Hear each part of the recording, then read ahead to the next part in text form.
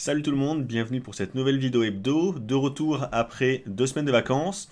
Donc on va faire le point sur pas mal de cryptos. On va commencer par l'analyse de Bitcoin en format hebdo.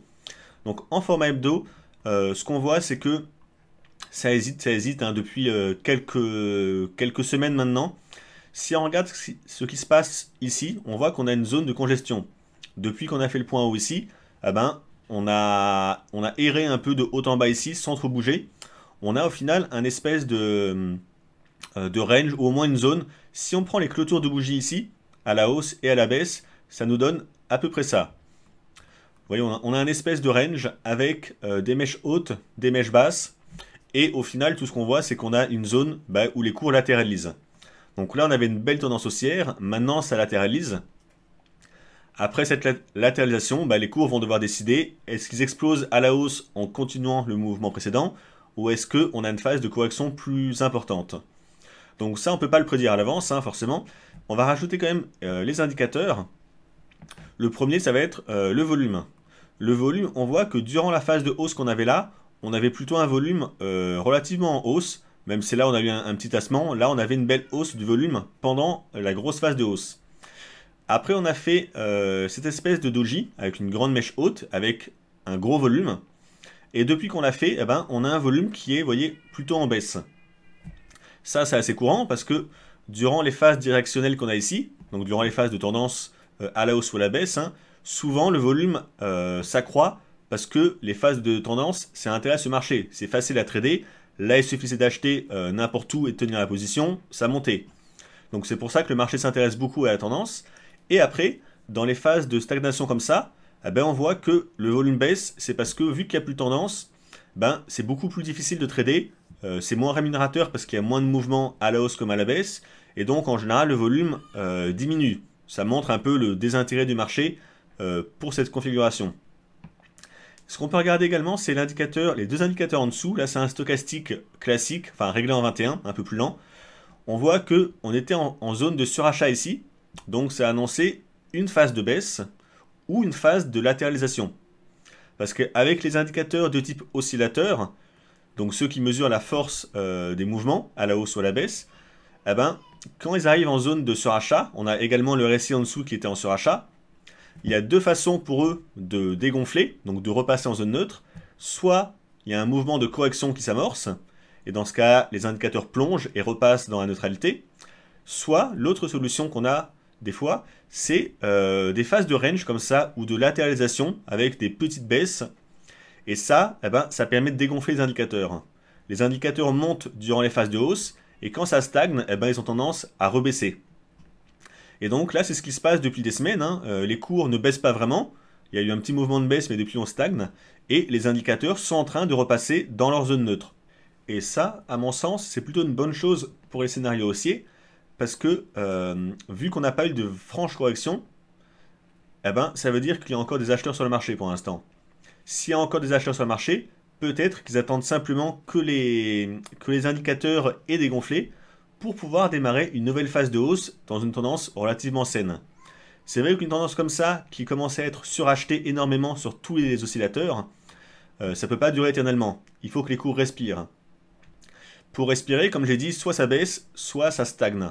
Là, j'ai l'impression que c'est en train de stagner, ça veut dire qu'il n'y a quand même pas assez de vendeurs dans le marché pour l'instant, pour avoir un vrai retracement baissier.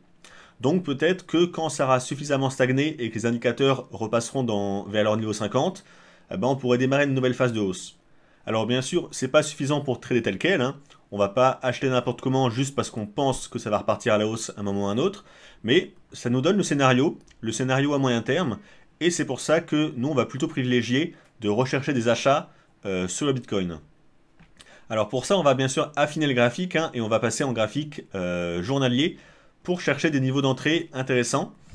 Alors en journalier, j'ai ce graphique que j'avais déjà montré dans d'autres vidéos. On a deux canaux. Donc on a un canal en orange. J'ai encadré là tous les points de contact qu'on a eu en haut et en bas. Vous voyez que c'est un canal très très solide, hein. On a énormément de points de contact sur les bornes hautes et basses. Tant qu'on est dans ce canal en orange, la tendance est simplement haussière. C'est un canal haussier, bien respecté à la hausse comme à la baisse, malgré la cassure qu'on a fait ici, hein. Là, on l'avait cassé, mais on l'a réintégré. Et depuis qu'on l'a réintégré, vous voyez, on a encore des points de contact partout. Donc il fonctionne bien. Et encore là, eh ben, il a rebondi en bas du canal, après une mèche basse. Et on a également un canal baissier en bleu. Donc c'est ce canal.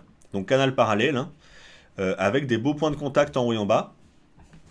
Et c'est intéressant parce que là, ce qu'on voit, c'est qu'on arrive dans une configuration où on va tester le haut du canal bientôt, si on continue à monter un peu. Mais ce qu'il faut remarquer, c'est que là, on arrive vraiment à l'intersection des deux canals. Les cours vont devoir se décider. Parce que soit ils cassent le canal en bleu et ça repart à la hausse, ça c'est très bien pour nos plans acheteurs, soit eh ben, le canal en bleu repousse ses cours à la baisse, mais dans ce cas-là, on va buter sur le canal orange très rapidement. Et donc, si les baissiers veulent avoir la main, ben, ils vont devoir casser le canal orange à la baisse.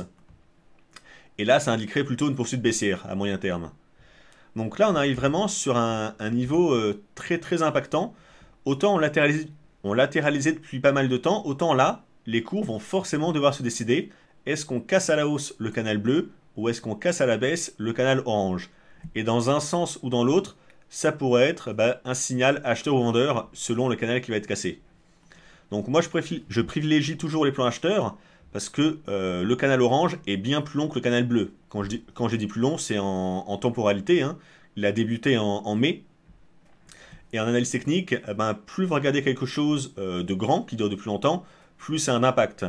Un support ou une résistance hebdomadaire, par exemple, ça a plus de poids en analyse technique qu'un support ou une résistance 5 minutes, ce qui est assez logique. Donc là, le canal orange qui fait foi depuis mai me paraît plus impactant que le canal en bleu.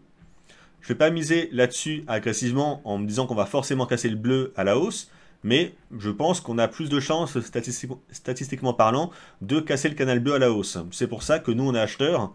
On a tenté hier sur notre Diabolo un petit achat sur le Bitcoin. On va voir si ça marche ou pas, hein.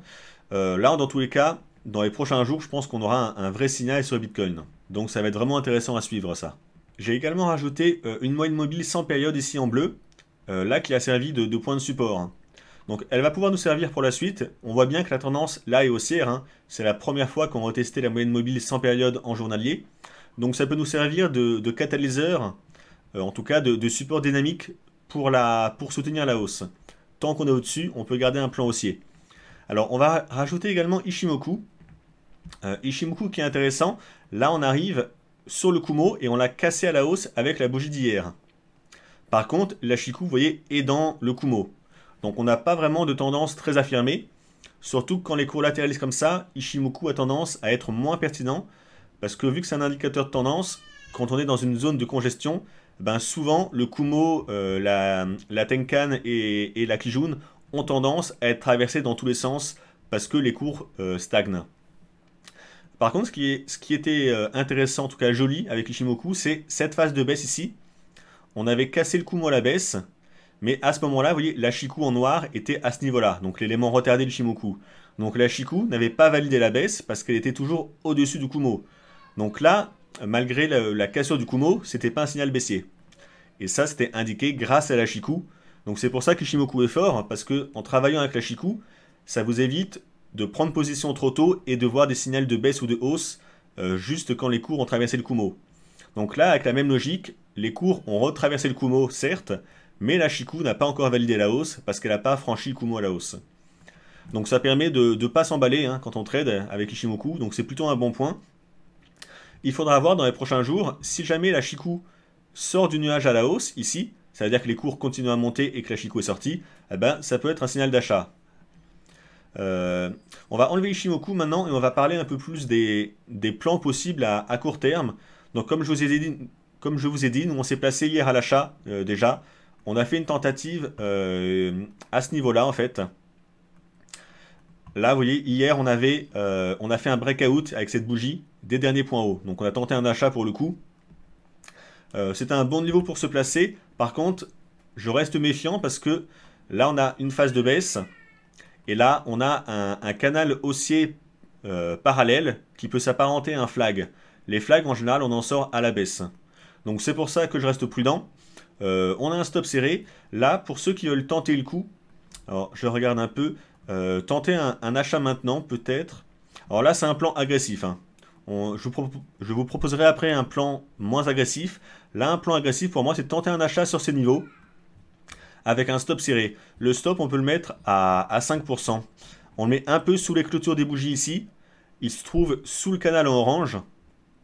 Donc peut-être qu'on va faire une mèche et que ça va le toucher, mais si on teste le canal, au moins c'est un support. Et si ça rebondit, ben, le plan, donc c'est pour ça que je vous dis que c'était un plan agressif. Là, si on fait ça, c'est parce qu'on mise sur le fait qu'on va casser le canal bleu à la hausse et que la tendance haussière va redémarrer à l'intérieur du canal orange. Donc c'est un plan agressif parce qu'on n'a pas encore cassé le canal, mais on a un bon prix actuellement pour tenter avec un stop à moins de 5%, ça coûte pas trop cher si ça marche pas. Et si jamais la tendance devait redémarrer, eh ben, ça pourrait exploser parce que si on sort, si on casse ce canal en bleu à la hausse, ça risque de monter très vite. Donc au moins, en achetant ici, on est sûr de ne pas louper le pump qu'il pourrait y avoir si on casse ce canal bleu. Mais donc c'est ainsi, c'est pour ça que je vous dis que c'est un plan plutôt agressif. Si vous êtes prudent, comme je vous ai dit, là on est dans la zone du canal bleu et orange à la fois. Donc c'est la zone où les cours vont devoir se décider. Eh ben, vous pouvez simplement ne rien faire pour l'instant et attendre que les cours se décident. Si jamais ils font un breakout du niveau bleu, donc s'ils dépassent les 11 200, enfin selon le rythme en fait, hein, ça va dépendre quand on le casse, eh ben, vous prenez un achat avec un stop un peu en dessous. Si jamais on casse, on teste le canal bleu et qu'on rebaisse et qu'on casse le canal en orange, eh ben, des ventes peuvent se tenter. Alors personnellement, j'attendrai, vu que la tendance est haussière, si on casse le canal orange, j'attendrai d'avoir une vraie confirmation de la baisse avec une cassure de la moyenne mobile sans période en bleu ici. Ça veut dire que la ligne va continuer à monter quelque chose comme ça. Hein. C'est une moyenne mobile sans période, donc ça a beaucoup d'inertie. Ça va pas baisser très vite, donc ça va continuer à monter même si les cours baissent. Et j'attendrai du coup que les cours clôturent sous la moyenne mobile sans période bah, pour vouloir prendre des ventes. Donc voilà pour les plans sur le Bitcoin. Donc comme j'ai dit, un niveau très intéressant à suivre dans les prochains jours. Je pense qu'on va avoir des mouvements. Alors sur l'Ether face au dollar, en graphique hebdo, la configuration à retenir pour l'instant pour moi, c'est qu'on a un espèce de canal d'élargissement en bleu, ici, testé 3 fois avec les points hauts, 2 fois avec les points bas, et là on n'est plus très loin d'un troisième test de cet oblique en bleu. Donc là, en format hebdo, on voit qu'on a eu une belle baisse depuis quelques semaines. Pour moi, l'oblique en bleu, ça va être vraiment le support déterminant pour voir la suite de la tendance. En théorie, on peut s'attendre à un rebond après avoir testé l'oblique. Parce que à court terme, en hebdo toujours, si on regarde les mouvements depuis décembre 2018, ben, la tendance est haussière. On a fait des points hauts alignés à la hausse, les points bas, malgré la baisse ici, sont alignés à la hausse toujours. Donc, même si on a une phase de baisse depuis plus d'un mois maintenant, ben, la tendance depuis décembre reste haussière. Par contre, le bas de l'oblique ici, ça va vraiment être le test pour la tendance. C'est ici que la tendance haussière doit repartir pour qu'elle soit préservée. Parce que si jamais les cours cassaient l'oblique ici et passaient en dessous, eh ben, ça voudrait dire que la tendance haussière qu'on a n'est plus d'actualité, ou au moins est en pause, parce qu'on aurait fait un nouveau point bas par rapport au point bas qu'on a là. Donc là, ça va être un niveau charnière, et j'attendrai ce niveau pour se placer. On va regarder en format journalier pour affiner un peu. En format journalier, ce qu'on peut voir, c'est que l'Ether est relativement propre. Hein. On avait cet oblique intermédiaire en bleu foncé. Là, on l'a testé, ça a rebondi. On a rebondi 2 fois, on l'a testé. Finalement, on l'a cassé à la baisse, ici. En plus, on avait ici en vert un canal parallèle. Donc, un canal parallèle à court terme haussier dans une tendance baissière précédente. C'est un flag. Le flag, en général, on a une sortie baissière. Alors, soit on pouvait voir un flag... Donc avec la sortie baissière théorique qu'on a eu ici, donc là ça reste très très propre, soit on pouvait voir un espèce de range comme ça, selon ce qu'on préférait voir. Hein. Dans tous les cas, même si on voyait un range ici, eh ben, on en est sorti à la baisse ici, donc breakout baissier. Donc là c'est pour ça que à court terme, la tendance pour moi est toujours baissière. On a cassé à la fois l'oblique et à la fois le flag à la baisse, donc ça devrait continuer à baisser. Et à la baisse, il y a 2 niveaux intéressants. Donc on retrouve le niveau de l'oblique en hebdo ici, en bleu clair. Hein. C'est cet oblique qui m'intéresse. On a également 2 niveaux de support très clairs. Le niveau des 180. Donc quand je dis un niveau, c'est plutôt une zone. Hein. C'est une zone d'anciens points hauts ou points bas qu'on a testé plusieurs fois. Donc là, on voit qu'on a déjà eu une première réaction avec un rebond sur ce niveau des 180. Par contre, je me suis pas placé là-dessus personnellement, parce qu'on a un autre niveau très fort, c'est le niveau des 160. Encore une fois, c'est un niveau historique dans le passé, avec beaucoup de points hauts, de points bas ou de congestion. Et je me dis que là, vu qu'on a un signal assez clair de baisse, avec la cassure du flag et la cassure de l'oblique à la baisse, eh ben, j'avais pas envie d'acheter sur la 180 parce que pour moi, ça va baisser encore un peu. Alors là, on voit que depuis 2 jours, c'est reparti à la hausse, hein, un peu. Mais ça peut très bien être simplement un pullback sur le flag avant que ça reparte à la baisse. Et si ça repart à la baisse, ben, le niveau qui m'intéresse, c'est les 160. Alors, je vous avais dit, il y a l'oblique bleu qui m'intéresse, hein, mais vous savez que les obliques sont pas forcément très propres. Quand tout le marché les a vus, c'est pas rare qu'on teste l'oblique et qu'on ait l'impression qu'elle est cassée et qu'il y ait une mèche basse. Donc là, je tablerai sur un scénario comme ça. J'aimerais bien qu'on reteste l'oblique et que quand on la teste, on fasse une grosse mèche basse pour sortir les acheteurs. Parce que, vu que le niveau est vu par le marché et que tout le monde l'a vu, je pense, cette oblique, eh ben, quand on va la tester, il y a forcément du monde qui va acheter pour tenter de jouer le rebond. Et vous savez que le marché aime bien faire des pièges, c'est-à-dire que peut-être qu'il n'y aurait pas de rebond tout de suite, qu'on pousserait à la baisse jusqu'à 160 pour sortir les acheteurs ici. Les acheteurs se diraient, ben, on a cassé ce niveau à la baisse, donc je sors de position acheteuse, et une fois qu'on a testé les 160, qui est un gros niveau de support horizontal, eh ben, là peut-être qu'on pourrait faire un vrai rebond, une fois qu'on aurait sorti les acheteurs ici. Donc c'est pour ça que le niveau des 160, si on l'atteint assez rapidement dans les prochains jours, dans une ou 2 semaines maximum, bah, ça pourrait être un niveau intéressant pour se placer. En tout cas, ça serait le meilleur niveau possible. Voilà. Après, si les cours latéralisent comme ça, eh ben, peut-être que le niveau des 180 pourrait être un bon second choix. En fait, le niveau des 160, c'est vraiment le niveau d'excès maximum qui nous offrirait le meilleur prix possible. Est-ce qu'on va forcément l'atteindre? Ça, je peux pas vous le dire. Mais en tout cas, c'est le niveau qui nous donne le meilleur ratio rendement-risque. Parce que si on arrive à choper une mèche à 160, eh bien on met un stop un peu en dessous à 10%, hein, et on joue le rebond des cours à l'intérieur du canal en bleu comme ça. Donc on peut viser un rebond assez conséquent. Et ça fait un ratio rendement-risque très très bon. Donc à voir si on l'atteint. Dans tous les cas, le niveau des 180 peut également être un niveau intéressant. Surtout si on l'atteint en même temps que l'oblique. Là, ça ferait un double niveau de support. Ça pourrait se tenter. Voilà, donc là, c'est les plans que j'ai fait moi sur l'Ether. En tout cas, pour l'instant, malgré la hausse, là, je suis pas très intéressé par des achats. Il y a eu trop de signal vendeur au-dessus. Donc même si on monte, j'ai peur que ce soit qu'un pullback et que les cours repartent à la baisse. Soit jusqu'au 180, soit jusqu'au 160. Là, il faudra affiner en temps, en heure, quand on y sera. Sur le BNB en USDT, en format hebdo, on est sur ces niveaux de retracement à 38%, donc c'est le retracement de cette vague de hausse. Depuis qu'on a testé, il y a eu un petit rebond, et depuis un mois quasiment, ça hésite, on est dans une zone de compression. Donc c'est pas le plus évident pour trader. Si on analyse les autres niveaux intéressants, eh ben, on a ce niveau, alors qui est encore relativement loin. Hein.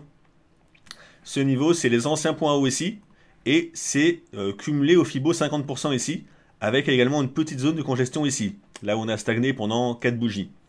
Donc, si jamais on devait l'atteindre, pour moi, ce serait le meilleur niveau possible pour acheter. Donc, c'est le niveau des 22. Mais par contre, c'est pas du tout sûr qu'on l'atteigne, hein, parce que comme vous le savez, bah, il suffit de voir le graphique, le BNB est extrêmement haussier. Il est monté de 4 à plus de 37, quasiment sans faire de pause, sans faire de retracement, donc il est très très bullish.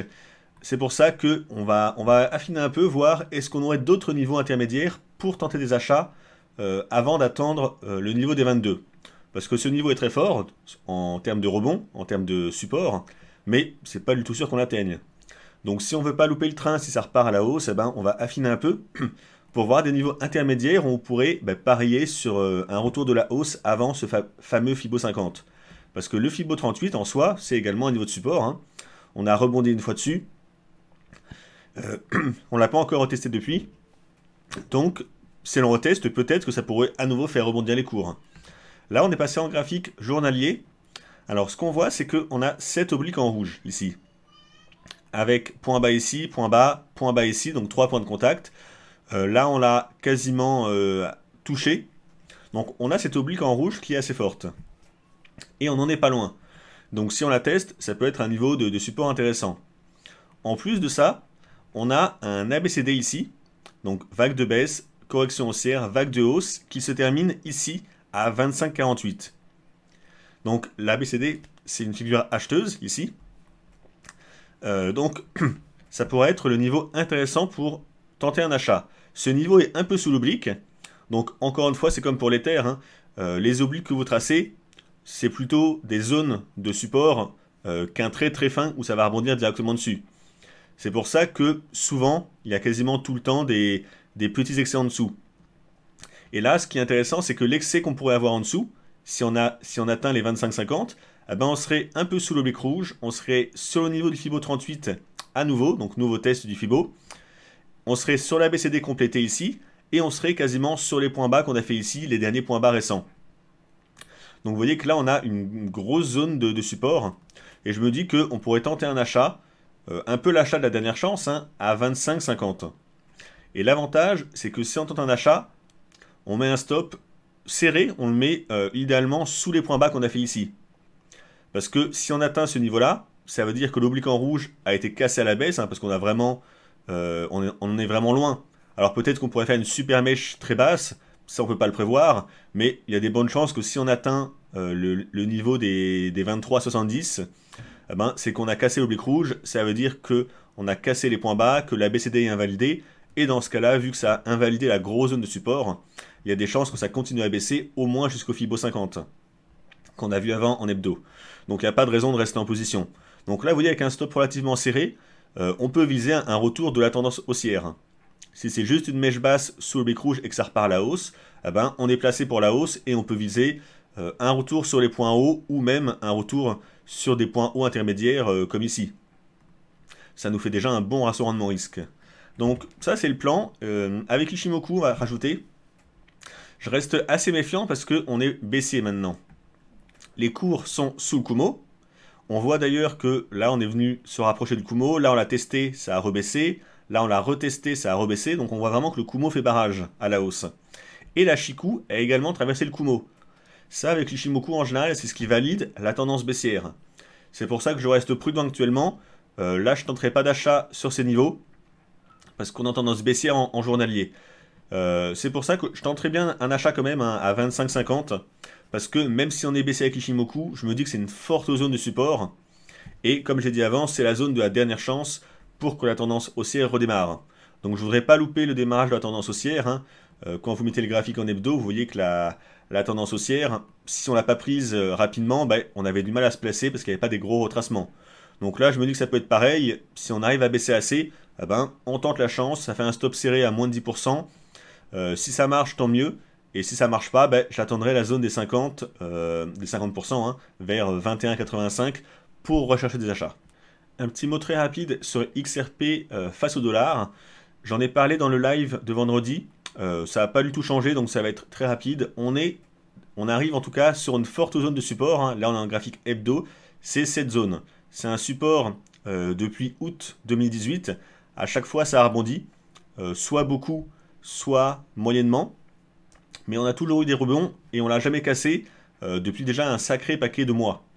Donc le plan est simple, on peut tenter de jouer un énième rebond. Là on arrive dans la zone. Ce que je préférais moi c'est qu'on teste le bas de la zone.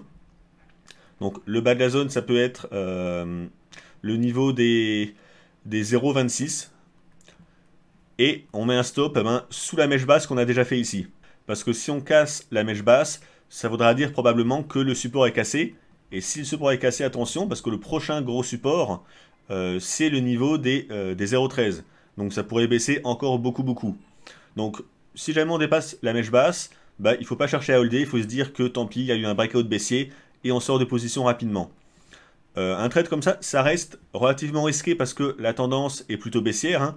Donc à un moment ou à un autre, le support risque de céder. Mais tant qu'il n'a pas cédé, vu que ça fait un an qu'il tient, eh ben, ça vaut le coup de tenter un petit achat hein, et de viser un retour sur la zone très haute à 0,56 en prenant des bénéfices sur les points hauts intermédiaires hein, qu'on a, hein, les 0,45, les 0,37. Ça fait un bon ratio rendement risque dans tous les cas pour tenter le trade. Donc voilà, à tenter ou pas. Là c'est un peu agressif, hein, mais c'est la dernière zone de support, donc ça vaut le coup à mon sens, en tout cas en termes de ratio rendement risque, ça vaut le coup de tenter un petit achat si on teste le bas de la zone. Alors sur le Néo en USDT, là on est en train de casser, j'ai l'impression, le canal d'élargissement qu'on avait. On a fait une clôture hebdo sous le niveau. Alors la clôture est quand même relativement proche du niveau, hein, même si on a clôture en dessous. Mais là je me méfierai, parce que c'est quand même une clôture qui a lieu sous un niveau hebdo, donc sous l'oblique. Donc je pense qu'on va continuer à baisser, sachant qu'on a un niveau de support ici, donc c'est la zone des 9 hein, qu'on a testé via la mèche ici.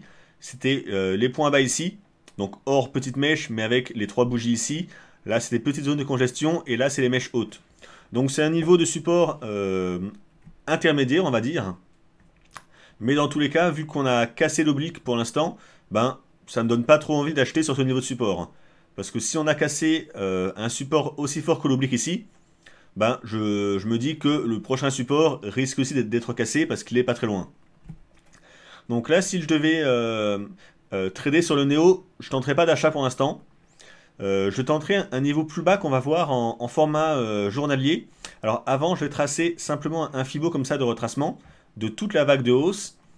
On voit qu'on a le niveau ici des 88,6 de retracement. Donc c'est le dernier Fibo de retracement qu'on a avant qu'on ait atteint le point de départ ici à 100%.